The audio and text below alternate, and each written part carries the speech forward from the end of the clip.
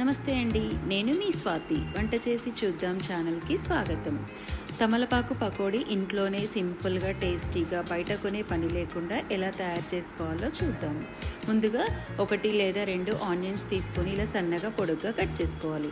ఇలా కట్ చేసుకున్న తర్వాత ఒక బౌల్లో వేసుకొని 2 కప్పుల శనగపిండి, 1 కప్పు బియ్యం పిండి యాడ్ చేసుకోవాలి. మీరు ఎంత క్వాంటిటీలో అయినా తీసుకోండి శనగపిండి, దాంట్లో సగం బియ్యం పిండి యాడ్ చేసుకోవాలి. ఇప్పుడు ఇలా యాడ్ చేసుకున్న తర్వాత 1 table spoon chilli powder, 1 table spoon ఉప్పు వేసుకోవాలి. ఇది సేమ్ క్వాంటిటీలో వేసుకోవాలి. కొంచెం కరివేపాకు, 1 టేబుల్ స్పూన్ ధనియాల పొడి కానీ ధనియాలు కానీ యాడ్ చేసుకోవచ్చు. ఇప్పుడు ఇందులోకి 1 టేబుల్ స్పూన్ జీలకర్ర వేసుకొని ఇది మొత్తం మంచిగా కలిసే విధంగా మిక్స్ చేసుకుందాము. చూడండి, ఇలా ఆనియన్స్కి పట్టే విధంగా మిక్స్ చేసుకున్న తర్వాత మనం ఇందులోకి తమలపాకులను తీసుకుందాము. తమలపాకులు కూడా మీకు ఇష్టమైతే ఎక్కువ వేసుకోండి, లేదు కొంచెమే కావాలి అనుకుంటే తక్కువ వేసుకోండి. నేను ఇక్కడ ఒక 20 నుండి 30 వరకు తమలపాకులను యాడ్ చేస్తున్నాను.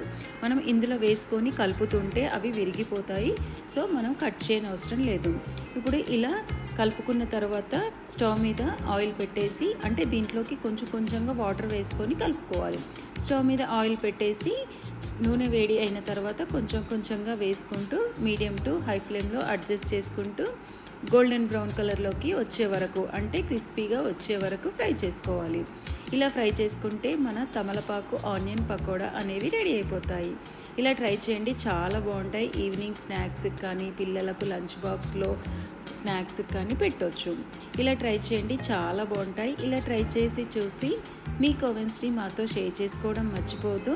ఇలాంటి మంచి రెసిపీస్ కోసము వంట చేసి చూద్దాం ఛానల్ని సబ్స్క్రైబ్ చేసుకోండి. Thank you for watching.